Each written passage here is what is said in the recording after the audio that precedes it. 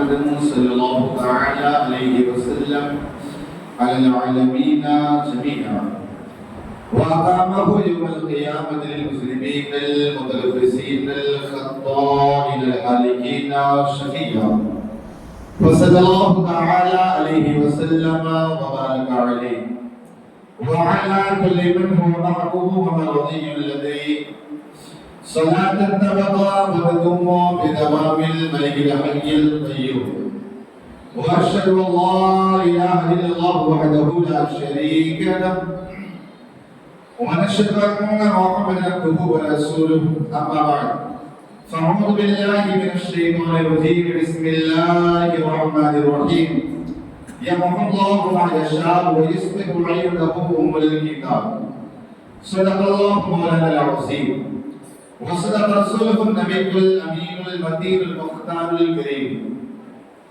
ونحن على ذلك لمن الشاهدين والشاكرين والحمد لله رب العالمين هو الحبيب الذي ترجى شفاعته لكل حول من الأحوال المقتحمين ثم الرضا عن أبي بكر وعن عمر وعن علي وعن عثمان للكرم يا رب بالمصطفى بلغ مقاصدنا فاغفر لنا ما مضى يا واسع الكرم يا رب العالمين يا رب العالمين. حاضر محفل السلام علیکم ورحمۃ اللہ وبرکاتہ. وعلیکم السلام ورحمۃ اللہ وبرکاتہ. الحمدللہ ہمارا ہر مہینے چاند کی چھٹی شب کو اللہ حوالوں کا ذکر کرتے ہیں. یقیناً اللہ حوالوں کا ذکر انسان کے گناہوں کو مٹا دیتا ہے. اللہ حوالوں کا ذکر مردہ دلوں کو زندہ کر دیتا ہے. اللہ حوالوں کا ذکر انسان کی زندگیوں کو تبدیل کر دیتا ہے. اللہ حوالوں کا ذکر کل قیامت میں ہمارے لیے نجات کا ذریعہ مقدم ہوگا. اللہ حوالوں کا ذکر جب کریں گے نا تو ظاہر سی بات ہے گویا اس سے یہ محبت کی علامت ہے. آپ دیکھیں انسان اگر کسی کو تحفہ دیتا ہے تو اگر کوئی غریب ہے تو مقصد یہ بیچارے کا کام ہو جائے, یہ مقصد ہوتا ہے. اور اگر امیر ہے تو یہ مقصد نہیں کہ میرے اس تحفے کی وجہ سے اس کا کام بن جائے, بلکہ مقصد یہ ہوتا ہے کہ امیر آدمی جو ہے نا میرے اس تحفے سے خوش ہو جائے, اور کبھی کوئی ضرورت پڑے تو ضرورت کے وقت غریب امیر آدمی میرے کام آ جائے. آدمی لیڈر کو نیتاؤں کو تحفے کیوں دیتا ہے؟ کیا اس چھوٹے سے تحفے سے اس کا کام بنتا ہے؟ نہیں, بلکہ مقصد یہ ہوتا ہے کہ اگر میں یہ تحفہ دوں گا تو اس کی نگاہوں میں آ جاؤں گا, اور جب ضرورت پڑے گی مجھے کام آ جائے گا. اسی طرح اگر میں سارے ثواب کرتے وہ بھی ایک تحفہ ہے. اگر ہم اسے سارے ثواب کا تحفہ اگر ہم اپنے مردوں کو پہنچاتے ہیں تو مردہ میں پریشان حال ہے, اس کے کام آ جاتا ہے, اس کا عذاب ٹل جاتا ہے. لیکن اگر یہی سارے ثواب اگر ہم احمد رضا کو پیش کرتے ہیں, موسی عادل ہند کو پیش کرتے ہیں, غریب نواز کو پیش کرتے ہیں, عثمان ہارونی کو پیش کرتے ہیں, غوث اعظم کو پیش کرتے ہیں, ظاہر سی بات ہمارے سارے ثواب کی وجہ سے ان کے مرتبے بلند نہیں ہوتے ہیں, بلکہ ہم ان کے نگاہوں میں آ جاتے ہیں. اور ظاہر سی بات اس طرح بلا شبہ دنیا میں امیر ہمارے کام آ جاتا ہے, اللہ حوالے کر میدان محشر میں ہمیں کام آ جائیں گے. اسی لیے رسول نے فخر سے کہتا ہے کیسے آقاؤں کا بندہ ہوگا بول والے میری سرکاروں کے میدان محشر میں کبھی غریب نواز ہوں گے, کبھی غوث اعظم ہوں گے. الحمدللہ ان محفلوں کی وجہ سے اللہ تعالی ہم سب کی نجات فرما دے گا.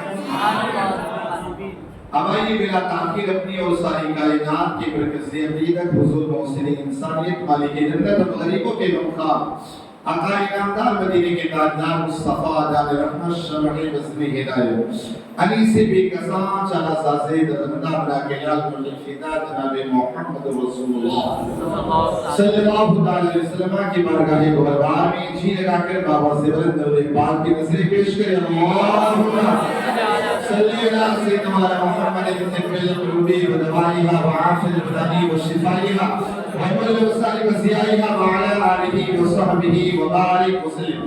الصلاة والسلام عليك يا رسول الله. الصلاة والسلام عليك يا رسول الله. الصلاة والسلام عليك يا حبيب الله. الصلاة والسلام عليك يا رحمة للعالمين. الصلاة والسلام عليك يا رحمة الصلاة للعالمين. والسلام عليك يا راحة العاشقين. الصلاة والسلام عليك يا راحة وعلى آلك وعلى وأصحابك يا رسول الله. صلى الله تعالى صلى الله تعالى عليه وسلم. عليه وسلم. الحمدللہ ہم نے درود مبارکہ کی نظریں پیش کری. اب دیکھنا یہ کہ درود پاک ہمیں کب کب کہاں کہاں کیسے کیسے حالات میں کام آتا ہے. آقا کریم صلی اللہ تعالی علیہ وسلم ارشاد فرماتے ہیں الصلاۃ علی نور لکم یوم القیامت اذا ظلمات الصراط. حضور ارشاد فرماتے ہیں تمہارا مجھ پر درود پاک پڑھنا کل میدان محشر میں پل صراط کی تاریکی کے وقت یہ تمہارا مجھ پر درود پاک پڑھنا تمہارے لیے نور اور روشنی ہوگا. آپ دیکھیں وہ پل صراط ظاہر سی بات اگر ہمیں ٹریولنگ کرنا ہو سفر کرنا ہو اگر اندھیرا ہو تو سفر اچھے سے پار نہیں ہوگا. اس کے لیے ہمیں روشنی چاہیے لائٹ چاہیے. تو ظاہر سی بات ہے پل صراط کا راستہ اگر ہمیں پار کرنا ہے پل صراط کا راستہ اگر ہمیں پار کرنا ہے تو ظاہر سی بات اس کے لیے روشنی کی ضرورت ہے. ورنہ وہ پل صراط بال سے زیادہ باریک تلوار سے زیادہ تیز اور اگر اتنی تاریکی ہوگی وہاں ظاہر سی بات ہے بہت سارے لوگ کٹ کر کے جہنم میں گر رہے ہیں کٹ کے جہنم میں گر رہے ہیں. اور میرے آقا صلی اللہ تعالی علیہ وسلم آپ پل صراط کے کنارے پر آپ سجدے میں گر کر دعا کر رہے ہوں گے رب سلم رب سلم رب سلم. اب آپ دیکھیں یہ سارے لوگ اسی جب دعا بھی کرتے نا یا الہی جب چلو تاریک راہ پل صراط آفتاب ہاشمی نور الہدی کا یا الہی جب سرے شمشیر پر چلنا پڑے رب سلم کہنے والے غم زدہ کا ساتھ. تو ظاہر سی بات اگر پل صراط بال سے زیادہ باری تلوار سے زیادہ تیز اور اتنا اندھیری رات ہے لوگ پل صراط پر چلیں گے کٹ کر جہنم میں گر رہے ہوں گے.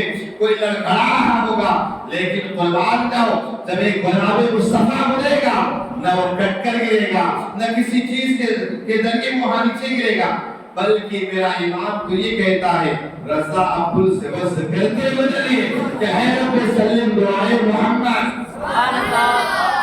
آپ دیکھیے ابھی سبحان اللہ میں نہیں ہوگا یہ دھیرے ہمارے اس کا مطلب آپ سمجھے نہیں ہیں. بولو سبحان اللہ.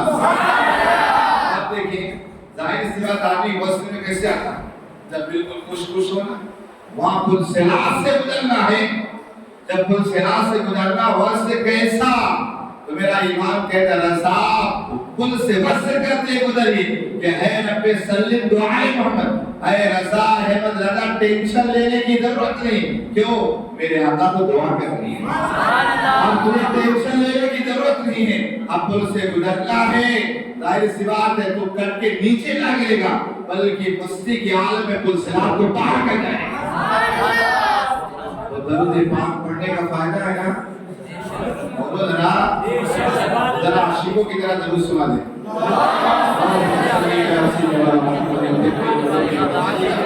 باہر سے جب تک مصطفی بات وعلى وصحبه وبارك وسلم. امام اس کو محبت فرماتے رہے تمہیں عشق رخ شہ قدار ہو لے کے چلیے. سبحان اللہ. دیکھو ضرور یہ سبحان اللہ میرے لیے میں بولا کرو اپنے لیے بولا کرو. لیکن تمہیں عشق رخ شہ قدار لے کے چلے اندھیری رات سنی تھی چراغ لے کے چلے. اور یا رسول اللہ تیرے غلاموں کا نقش قدم ہے راہ خدا. یا رسول اللہ تیرے غلاموں کا نقش قدم ہے راہ خدا. وہ کیا پہن سکے دل سراغ لے کے چلے. سنی ایمان کے ساتھ کیوں نہ جائے گا کٹنگ پتنگ نہیں ہے بلکہ ظاہر سی بات ہے سنی ظاہر سی بات ہے غوث اعظم سے غریب نواز ان سب سے محبت کرتا ہے ان کے نقش قدم پر چل چل کر کے حضور کے راستے پر چل کر کے ظاہر سی بات ہے خدا کی بارگاہ تک جاتا ہے ظاہر سی بات ہے یہ کٹی ہوئی پتنگ نہیں ہے بلکہ اس کا ایک سلسلہ ہے جب یہ ایمان سے ہاتھ دھوئے گا تو کبھی غریب نواز بچائیں گے کبھی غوث اعظم بچائیں گے اس لیے میرا ایمان کہتا ہے غلاموں کا نقش قدم الہی خدا وہ کیا بہک سکے جو یہ صحابہ لے کے چلے میں نے اپنی کریمہ پڑھی اللہ فرماتا ہے اللہ ما یشاء و یثبت اللہ تعالیٰ کسی چاہتا ہے لکھ دیتا ہے اور کسی چاہتا ہے مٹا دیتا اور اصل کتاب اللہ کے پاس اب مجھے آپ یہ بتائیں اللہ قرآن میں کہتا ہے اللہ کسے چاہتا لکھ دیتا ہے یہ تقدیر اور کسے چاہتا مٹا دیتا ہے سوال یہ پیدا ہوتا ہے اللہ تعالیٰ علام الغیوب ہے اللہ ساری چیزوں کو جانتا ہے آخر اللہ نے لکھ دیا پھر مٹانے کی ضرورت کیوں پیش آئی سوال ہوتا ہے نا جب اللہ کو سب پتا ہے کہ بندے کے ساتھ یہ ہونے والا ہے اگر کسی کی قسمت میں اولاد نہیں ہے اللہ نے لکھ دیا ہے تو اللہ کو یہ کہتا کہ جس کو چاہتا لکھ دیتا جس کو چاہتا مٹا دیتا تو جب اللہ کو پتا ہے اس کی قسمت میں اولاد نہیں ہے تو اللہ تعالیٰ نے لکھ دیا ہے پھر آخر اللہ تعالیٰ اس کو مٹا کر جو بے اولاد تھا اس کی قسمت میں اولاد کیوں لکھتا ہے سوال پیدا ہوتا ہے نا جب اللہ کو سب پتا ہی ہے تب آپ کو بتاؤں ایک حدیث پاک سنی میرے آقا صلی اللہ علیہ وسلم فرماتے ہیں حدیث قدسی ہے کہ بندہ عبادتوں کے ذریعے نوافل کے ذریعے اللہ تعالیٰ سے اتنا زیادہ قریب ہو جاتا ہے کہ اللہ فرماتا ہے کہ میں اس کی آنکھ ہو جاتا ہوں جس سے دیکھتا ہے میں اس کے پیر ہو جاتا ہوں جس سے چلتا ہے میں اس کے کان ہو جاتا ہوں جس سے سنتا ہے میں اس کے ہاتھ ہو جاتا ہوں جس سے پکڑتا ہے کہا پھر بندہ اس مقام پر پہنچ جاتا ہے جب اگر بندہ مجھ سے مانگ لے میری عزت کی قسم میں اسے ضرور عطا کر لیتا ہوں اب آپ دیکھیں غوث اعظم کی بارگاہ میں عورت آئی کہا میرے پاس بیٹا نہیں ہے غوث اعظم نے لوہے محفوظ دیکھا کہا تیری قسمت میں اولاد نہیں ہے کہا ہے غوث اعظم اولاد نہیں تبھی تو مانگنے آئی ہوں اگر ہوتی تو مانگنے کی ضرورت کی ہوتی غوث اعظم نے اللہ کی بارگاہ اللہ اسے بیٹا دے دے اللہ نے کہا اس کی قسمت میں نہیں غوث اعظم نے کہا اللہ دو بیٹے دے دے اللہ نے کہا اس کی قسمت میں بیٹا نہیں کہا اللہ 3 بیٹے دے دے یہاں تک کہ غوث اعظم نے کہا 7 بیٹے دے دے ظاہر سی بات اللہ نے کہا جب اس مقام پر بندہ پہنچتا ہے تو وہ جو کہتا ہے قسم کھانے میں اسے پورا کرتا ہوں غوث اعظم دعا کرتے رہے یہاں تک اللہ نے فرمایا اے عبدالقادر جیلانی جا میں نے اس عورت کو 7 بیٹے عطا کر دی اب آپ دیکھیں لکھا تھا اس کی قسمت میں اولاد نہیں لیکن غوث اعظم نے قسم کھا لیا تو اللہ نے اسے پورا کیا جو لکھا تھا اسے مٹا دیا بے اولاد کو اللہ نے اولاد عطا کر اب یہاں بھی بات یہ ہے کہ یہاں پر یہ مقام حاصل کیسے ہوا یہ مقام کیسے حاصل ہوا کیا اسی طرح ہمارے سبحان اللہ بولنے سے یا اسی طرح بس اتنا ہی مقام اتنی باتیں کرنے سے حاصل ہو جاتا ہے آج اس ذات کا ذکر کرنے جا رہے ہیں مرشد سلطان الہند رسول غریب نواز یعنی خواجہ عثمان ہارونی کا ذکر آپ کو بتاؤں حضرت خواجہ عثمان ہارونی رحمت اللہ تعالی علیہ چونکہ تفصیل سے ذکر کرنے کا وقت نہیں ہے کچھ باتیں آپ کے گوش گزار کرنے کی کوشش کروں گا کہ سلطان خواجہ عثمان ہارونی رحمت اللہ تعالی علیہ آپ دیکھیں آپ نے 1-2 سال نہیں آپ نے 70 سال مجاہدات کی آپ دن میں روزے رکھتے اور 7 دن یا ایک روایت 10 دن کی ہے اتنے دن میں آپ صرف ایک گھونٹ پانی پیتے اس کے علاوہ حضرت خواجہ عثمان ہارونی کچھ نہ اور اسے کیا فرمایا کرتے فرماتے اللہ میرا نفس مجھ کو بہکانا چاہتا ہے اے اللہ میں نفس کی شرارتوں سے پناہ مانگتا ہوں یہاں تک کہ حضرت خواجہ عثمان ہارونی رحمت اللہ تعالی علیہ آپ 70 سال تک آپ نے وہ مجاہدہ کیا کہ اللہ تبارک و تعالی نے آپ کی نگاہ میں ایسی طاقت عطا فرمائی اگر کوئی مردہ آ جائے اس پر نگاہ ڈالے تو اللہ اسے زندگی دے اسے اللہ تعالیٰ زندگی دے دیتا تھا اگر کوئی کافر آ جائے اگر خواجہ عثمان ہارونی کی نگاہ پڑ جائے اللہ تعالیٰ اسے مسلمان بنا دیتا آپ دیکھیے گا آج یہاں رمضان میں تھوڑی عبادت کرنے کے بعد ایک آدھ قرآن پڑھنے کے بعد سینہ چوڑا ہو جاتا ہے، لیکن خواجہ عثمان ہارونی کا معاملہ یہ تھا کہ آپ کا معاملہ یہ تھا دن میں ایک قرآن پاک، رات میں دوسرا قرآن پاک ختم۔ اور خواجہ عثمان ہارونی رحمۃ اللہ تعالی پھر اللہ تبارک و تعالی جس کی خدمت میں حضرت غریب نواز 20 سال گزارے، 20 سال گزارے۔ آپ کو بتاؤں خواجہ عثمان ہارونی کی نگاہوں کا معاملہ کیا؟ ایک مرتبہ 79 کافر، 79 کافر دیکھا، کہا کہ خواجہ عثمان ہارونی کے پاس جو جاتا ہے اسے کچھ نہ کچھ دے دیتے، اور ویسے بھی ایک فقیر اور پیر کی شادی ہوتی ہے، جمع نہیں، منع نہیں، تمع نہیں۔ جمع نہیں یعنی اگر کسی نے کچھ دے دیا اسے جمع کر کے نہیں رکھتے، اسے اللہ کی راہ میں دے۔ یہ نہیں کہ پیر صاحب نے لائے جمع کیے، لائے پیر صاحب جمع کیے اور جمع کرنے کے بعد جا کے بنگلہ بنا لیا، ایسا نہیں۔ جمع نہیں، منع نہیں، یعنی اگر کوئی کچھ دیتا تو اسے منع بھی نہیں کرتے، اور تمع میں اگر کوئی کچھ نہ دے تو اس کی لالچ بھی نہیں رکھتے یار کہ سیٹھ صاحب میں کچھ دے۔ ایک فقیر کی شان، اور کہا اگر کوئی ان کی بارگاہ میں چلا جائے گا، اس کی بارگاہ میں اگر چلا جائے خالی ہاتھ نہیں آتا، اسے دے دیا جاتا ہے۔ اب وہ 79 جو کافر تھے نا کہنے لگے چلو آج رات کے وقت میں چلتے ہیں، ان کا بڑا تذکرہ سنا ہے، خواجہ عثمان ہارونی کرتے کیا ہیں؟ کہا ہماری مہمان نوازی کرتے کہ نہیں کرتے؟ اب یہ 79 کافر رات کو پہنچتے ہیں، کہتے ہیں خواجہ عثمان ہمیں بھوک لگی، آپ کھانا کھلا دیں۔ کہا ٹھیک ہے، سارے لوگوں کو بیٹھنے کا حکم دیا، سارے لوگ بیٹھ جاتے ہیں۔ اب بیٹھنے کے بعد کہا ہمیں بھوک لگی، کچھ کھانا کھلاؤ۔ حضرت خواجہ عثمان ہارونی رحمۃ اللہ تعالی نے پتہ نہیں کیا پڑھا اور کیا کیا، اس کے بعد آسمانوں کی طرف ہاتھ کو اٹھایا، اور اس کے بعد جیسے ہاتھ سے اس طرح نیچے کیا، ایک پلیٹ میں بالکل تر و تازہ کھانا آ جاتا ہے۔ سبحان اللہ۔ اسی طرح آپ نے 79 مرتبہ اپنے ہاتھوں کو بدل کیا اور نیچے کیا، اور سارے کا کھانا الگ الگ، یہاں تک 79 کافر شکم شیر ہو جاتے، پیٹ بھر جاتا ہے۔ کہا خواجہ عثمان بڑا آپ کا شکریہ۔ آپ فرماتے شکریہ نہیں، اب تم نے اللہ کی نعمت کھا لی ہے، اسی اللہ پر ایمان لے کر کیا۔ تو کہا ملے گا کیا اے عثمان، ملے گا کیا تمہاری طرح ہو جائیں گے؟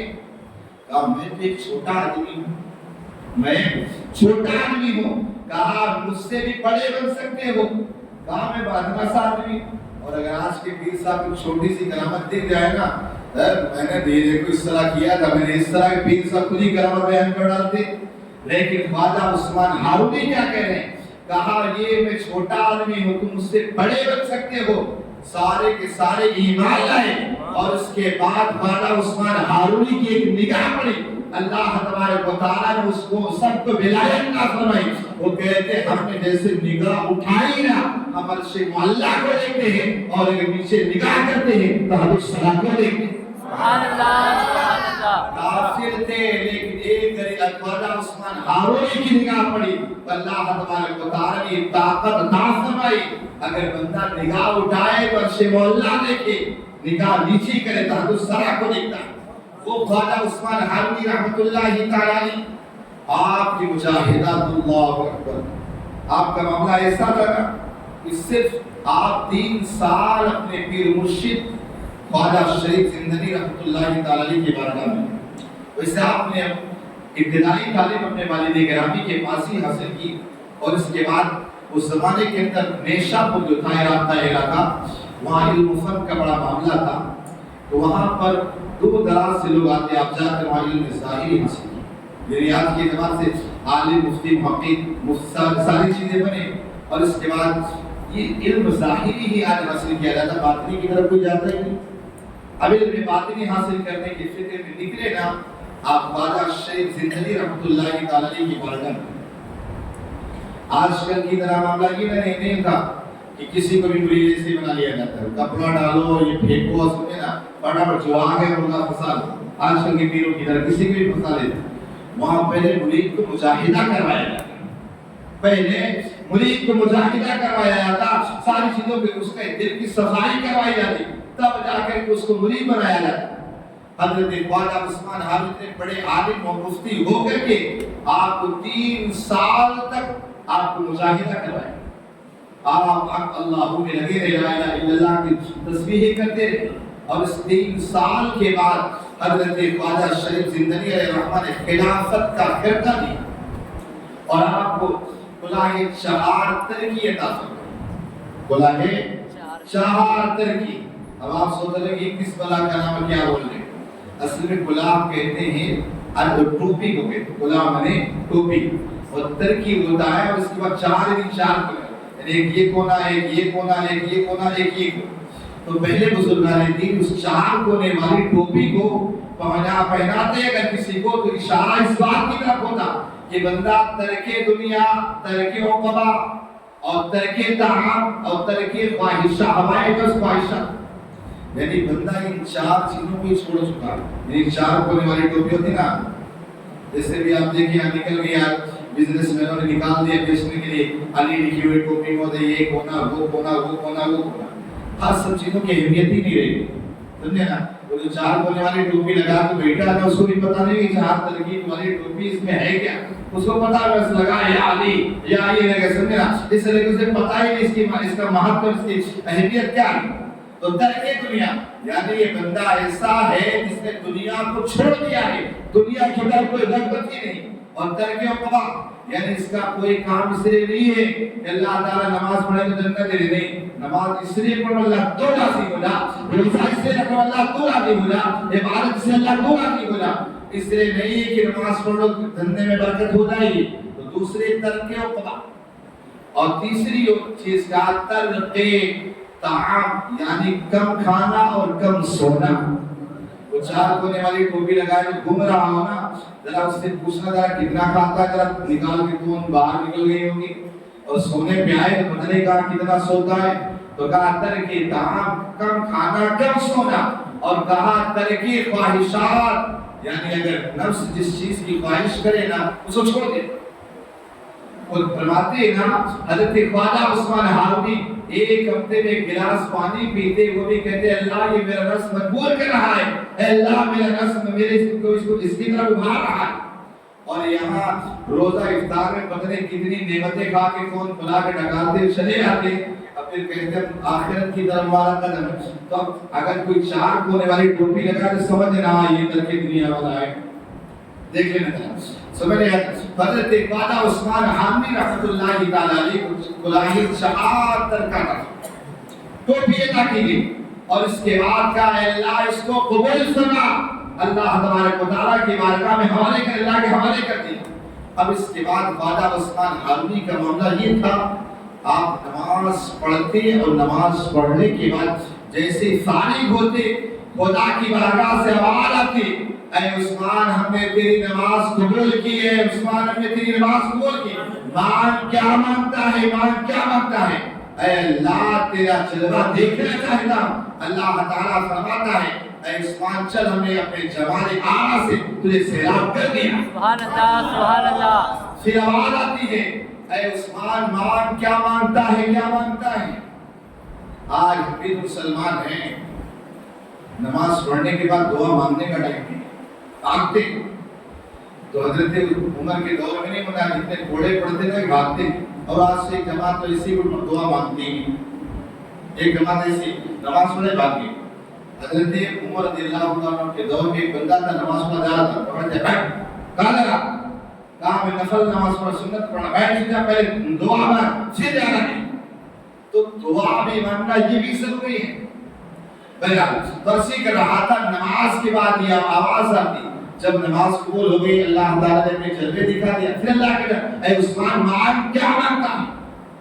ہم جیسے لوگ ہوتے ہیں گاڑیاں اور بنگلہ ہی مانگتے ہیں، لیکن امت کی فکر کرنے والے عرض کرتے مولا امت محمدیہ کی بخشش و مغفرت فرما.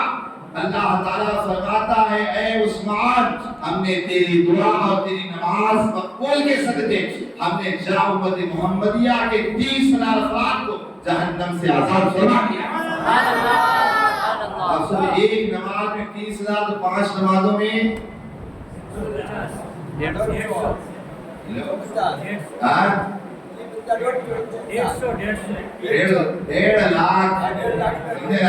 डेढ़ लाख लोगों को अल्लाह ताला उनकी दुआ से जहन्नम से आजाद फरमा देता।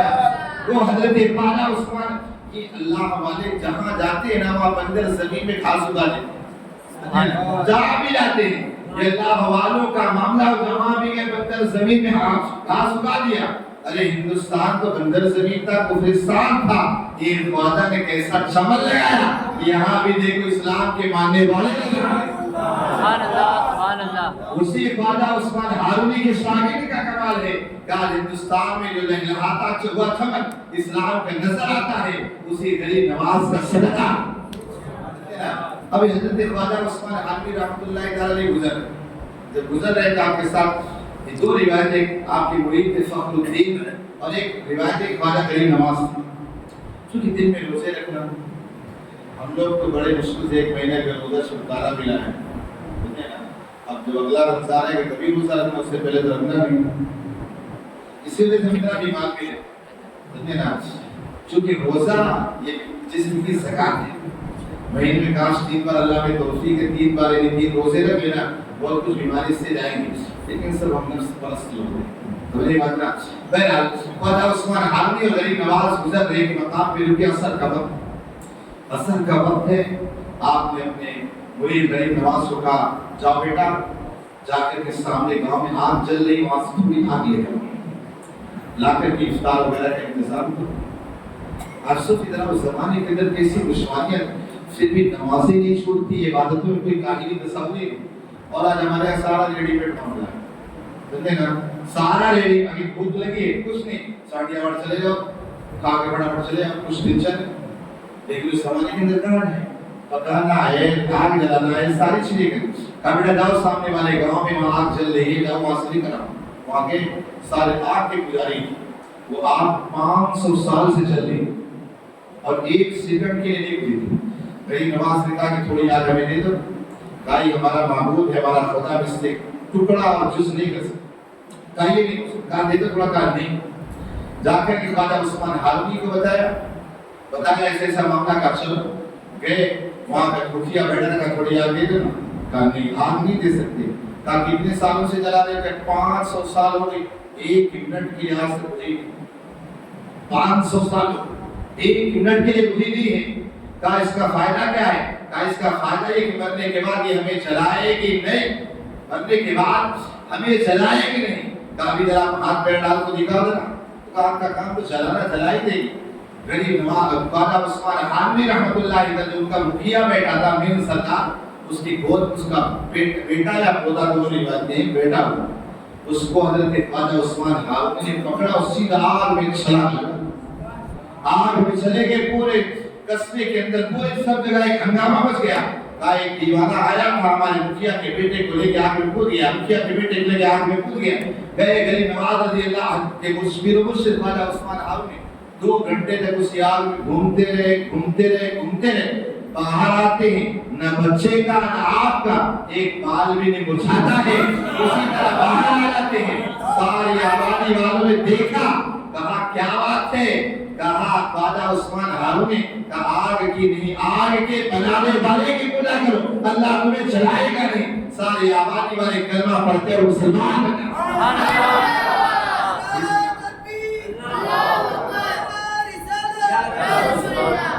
ख्वाजा उस्मान हारूनी रहमतुल्लाह अलैहि ने उस मुखिया का नाम, उसका नाम अब्दुल्ला रखा और पोते का नाम इब्राहिम रखा।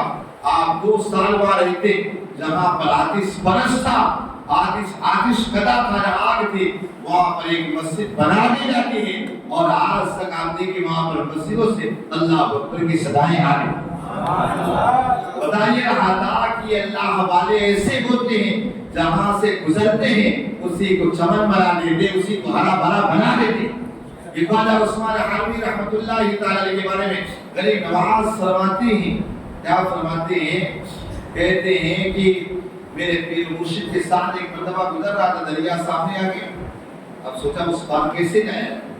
गरीब नवाज को कहते मेरे पीर मुर्शिद ने कहा कि आंख बंद करो, आंख बंद करके आंख बंद किया ना। गरीब नवाज कहते मेरे पीर मुर्शिद ने कहा खोलो, کہا جیسی آنکھ کھولا اس بار کو تھا لیکن آنکھ کھولتے ساتھ اس بار آ جاتا. دیکھیں دنیا کی کوئی بھی چیز ہونا ان کے بالکل ہلکی سی چیز اشارہ کرے ہر چیز اس لیے کہ وہ یہ اللہ ہمارے اپنے آپ کو جلا جلا کے اللہ ہم کی یاد میں اتنا فنا کر دیتے ہیں. کہتے ہیں نا جیسے ایک لوکھنڈ اور لوہا ہو اگر آگ میں اسے ڈالا جائے اور باہر نکالا جائے اگر آپ کو ٹچ کیا جائے تو کیا کرے گا؟ جلائے گا نا. اب مجھے بتا لوہے کا کام تو جلانا تو نہیں ہے لیکن جب آگ کی صحبت میں گیا آگ لوہا آگ نہیں لیکن آگ کا کام کرنے لگا. اسی طرح اللہ والے وہ اللہ تو نہیں ہوتے ہیں لیکن اللہ کی یاد اتنا جلا ڈالتے ہیں اتنا اپنے آپ کو فنا کر دیتے. اللہ والے اللہ تو نہیں ہوتے ہیں لیکن ایک اشارہ کرتے ہیں تو مردہ زندہ ہو جاتا مردے کو زندہ کر دیتے. یہ صرف صحبت کا کمال ہوتا ہے اللہ کی یاد میں جو اپنے آپ کو فنا کر دیتے.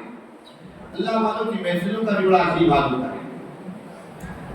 آپ کو بتاؤ جب اللہ والوں کی محفل میں صرف اللہ والوں کا ہی ذکر ہو سمجھے نا نیک کاموں کا ہی نمازوں کا ان ساری چیزوں کے ہی ذکر ہو. میری نماز کہتے ہیں حدیث الرحمن کے اندر نقل کیا کہ میرے پیر مرشد کی محفل تھی وہاں پر ذکر ہوا ایمان کہ ایمان کس چیز کا نام تو فرماتے ہیں ایمان جو ہے نا وہ برہنہ ہے اور تقویٰ پرہیزگاری اچھے اعمال اس کے لباس ہے. یعنی انسان ہے اگر اسے جس پر لباس نہ تو اچھا لگے گا. ارے کسی علاقے سے گزر نہیں سکتے سمجھے نا پتہ نہیں کون کون دوڑائے گا لیکن اگر لباس ہو ظاہر سی بات خوبصورت بن جاتا ہے انسان وہ خوبصورت بن جاتا ہے. اب اسی طرح کہا انسان کا ایمان ننگا ہے تقویٰ طہارت اس کا لباس ہے. اب ایمان ہمارے پاس تو ہے نمازوں کے ذریعے تقویٰ کے ذریعے طہارت کے ذریعے اچھی عبادتوں کے ذریعے اس پر اچھا لباس پہنا دے ظاہر سی بات ہمارا ایمان وہ کامل ہو جائے گا. عزیز ملت اسلامیہ تو خواجہ عثمان حالوی رحمۃ اللہ تعالی ہندوستان کی سرزمین پر بھی آپ تشریف لائے. ایک مرتبہ آپ ہندوستان کی سرزمین پر بھی تشریف لائے. وہ خواجہ عثمان حالوی رحمۃ اللہ تعالی اور آپ کی خواہش ہی رہتی. آپ کو بتاؤں میری نماز کہتے ہیں کہ بیٹھے تھے ذکر کرنے لگے کہتے ہیں اپنے آپ کو خواہشات نفسانی سے روکنا. کا ذکر کا قطب الدین بخشی رحمۃ اللہ تعالی علیہ تھے اسی زمان خواجہ قطب الدین بخشی ان کا ذکر بتانے لگے. تاہم ایک مرتبہ روزے سے تھے اور ان کے دل میں خواہش کی کاش آج اللہ تبارک و تعالیٰ روٹی کا اور انڈے کے سالن کا انتظام ہے. بس قطب الدین بخشی رحمہ اللہ ان کے دل میں خواہش ہے. آج ہوتا ہے نا کل افطاری میں یہ کھائیں گے وہ کھائیں گے سمجھے نا بس ان کے دل میں خواہش پیدا ہوئی. راستے سے جا رہے تھے ایک لڑکے چلانے لگا کہا یہی ہے وہی چور ہے یہی چور ہے کل جس نے میرا سامان چوری کیا یہی چور ہے یہی چور. لوگوں نے اسے پکڑا باپ بیٹے نے گھوسے لگائے 6 گھوسے لگائے. اتنے بھی بندہ کہا ہے بھائی یہ کس کو مار رہے ہیں؟ کہا یہ خواجہ قطب الدین بخشی. کہا ان کو تم مار رہے ہیں؟ کہا معاف کرنا. اب ان کو لے کر کے وہ دونوں باپ بیٹے اپنے گھر گئے اور افطار کا جو وقت آیا تو انڈے کا سالن اور روٹی پیش کی. انڈے کا سالن اور روٹی پیش کی. کہا مسکرانے کا نہیں کھاؤں گا کیا بات؟ کہا کھاؤ نا اللہ نے نعمت دی. کہا صبح میں صرف خواہش پیدا ہوئی تھی تو 6 گھوسے لگے کھا لیا تو پتہ نہیں کیا حال سمجھے نا. تو بتا ہی رہا ہوں کہ خواہشات نفسانی کس انداز کی تھی. بہرحال خواجہ عثمان حالوی کی زندگی سے یہ بھی ملتا ہے کہ انسان اپنے آپ کو خواہشات نفسانی سے بچائے.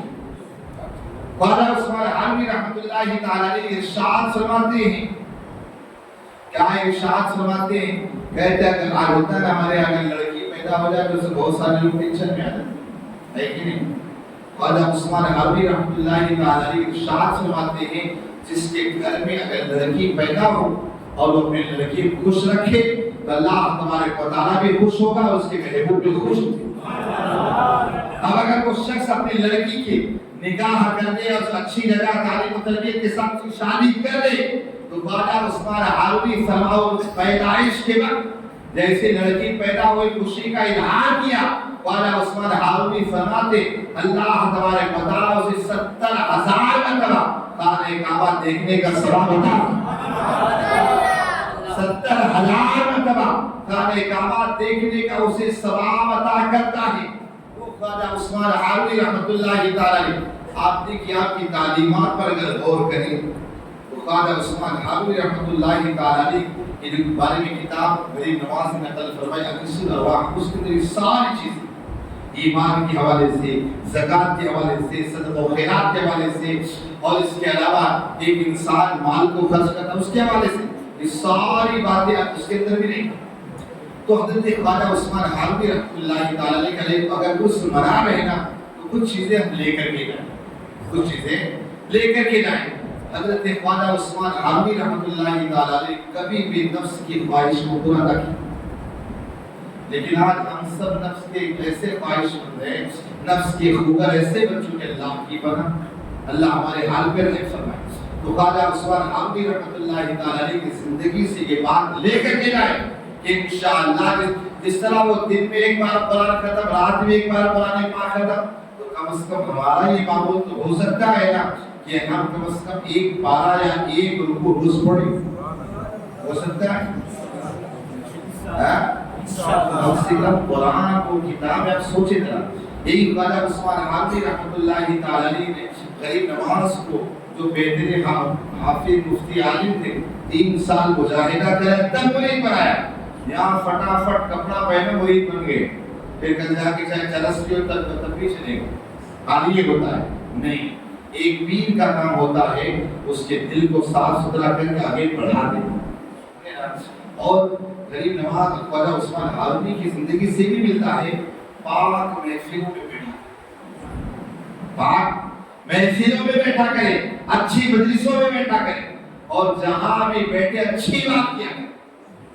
ہم نہ جانے کیسی کیسی محفلوں میں بیٹھے رہتے، اللہ والوں کی محفل میں بیٹھنے سے نہ جانے کیا کیا کام ہوتا ہے. خواجہ عثمان ہارونی کی محفل سے تھی، غریب نواز کے ایک بندہ بیٹھا تھا، اسی طرح کوئی بات نکلی تو ایک بندہ تھا نا وہ زارو پتہ رونے لگا. جب زارو پتہ رونے لگا نا تو کہا کیا بات ہے؟ کہا حضور میرا بیٹا 40 سال ہو گئے گم ہو گیا، ابھی تک ملا نہیں. 40 سال ہو گئے. حضرت خواجہ عثمان ہارونی آنکھوں کو بند کی، آنکھوں بند کرنے کے بعد بولا کہ سب لوگ ایک مرتبہ الحمد شریف پڑھو، ایک مرتبہ الحمد شریف سب نے پڑھا.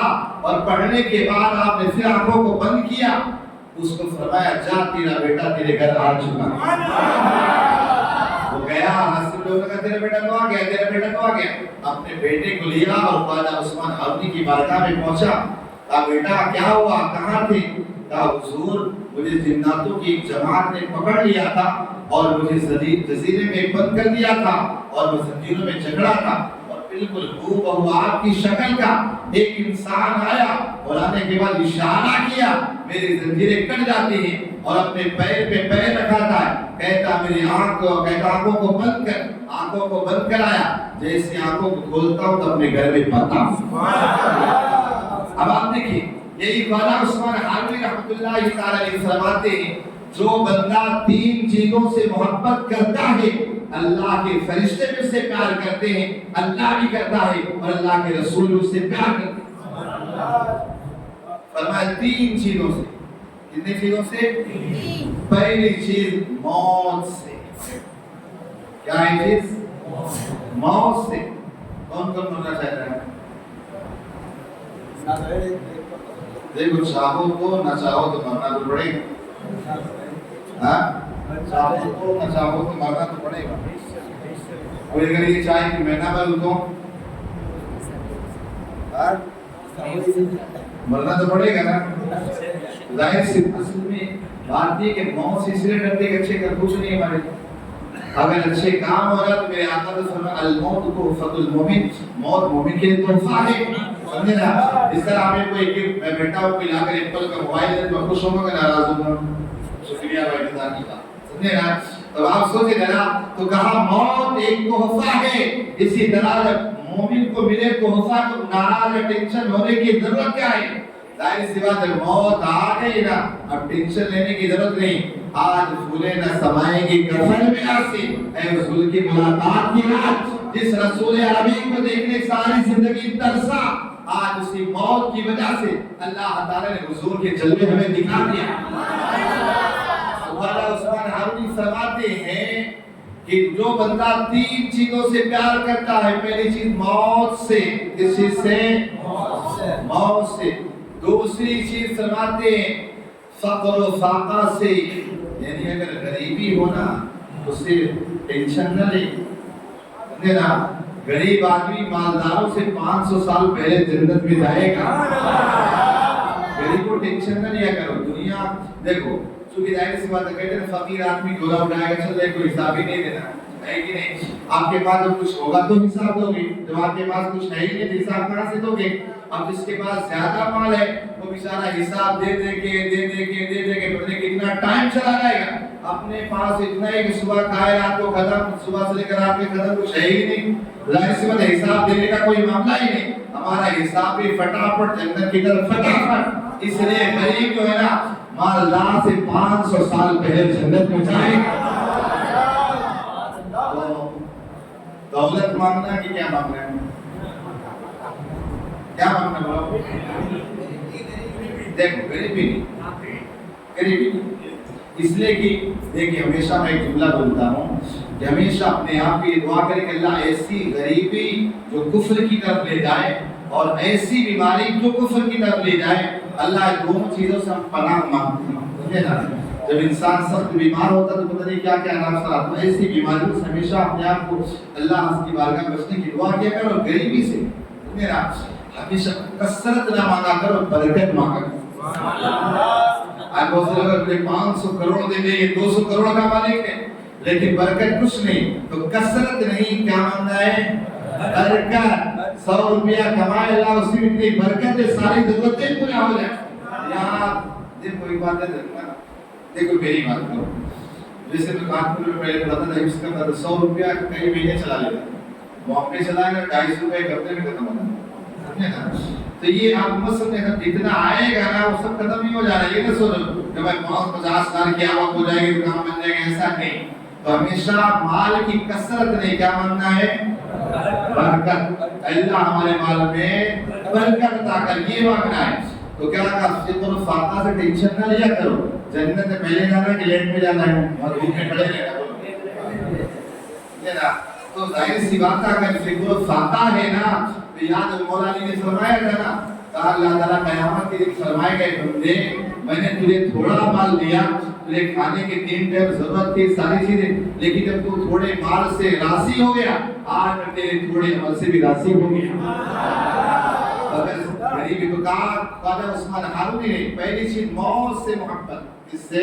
موت سے محبت۔ آج ہم ڈرے سے میں نا موت سے محبت نہیں، اسی وجہ سے جان مر گیا تو یہ کیا ایک بات ورنہ ہی تو کہا موت سے محبت۔ دوسری چیز سرمایہ فکر و فاقہ سے محبت، اور تیسری چیز سرمایہ فاتحہ سے محبت۔ اس سے سورہ فاتحہ سمجھے نا، کچھ لوگ فاتحہ سے چڑھتے ہیں نا، جیسے فاتحہ کا نام کوئی پانی چڑھ جاتا ہے سمجھے نا، یہ کہاں لکھا ہوا وہ کہاں لکھا ہوا۔ تو خواجہ عثمان ہارونی کہتے جو بندہ 3 چیزوں سے پیار کرے، کس سے؟ موت سے، پھر فکر و فاقہ سے، تیسری چیز سورہ فاتحہ میں کثرت سے پڑھے بھی، دعا بھی مانگے، فاتحہ بھی کرے۔ کہا جو بندہ ان تینوں چیزوں سے پیار کرتا ہے اللہ کے فرشتے اسے پیار کرتے ہیں، اور اللہ تبارک و تعالیٰ اس بندے کو جنتی لکھ دیتا ہے۔ ظاہر سی بات ہے جنتی بننا ہے نا، تو آج کے بعد موت کو ناپسند کرنا ہے کہ پیار کرنا ہے؟ موت کی دعا نہیں کرنے کہ اللہ مجھے موت دے دے، نہیں، دعا نہیں۔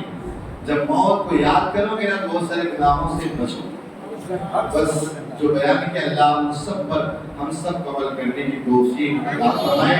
بیٹھے رہے 2 منٹ کے لیے بیٹھے، چونکہ ہمارے معزز وسیم بھائی ماشاءاللہ زیارت حرمین شریفین کے لیے جا رہے ہیں،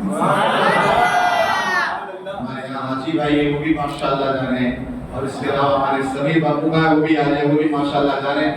ہم لوگ تینوں حضرات کی یہاں پہ گلگوشی کریں گے، تینوں لوگ آ جائیں۔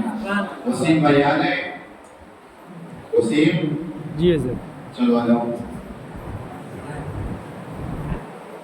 ہمارے رسو بھائی وسیم بھائی کی گلگوشی کریں گے، آپ حضرات خود نعرہ لگا دیجیے۔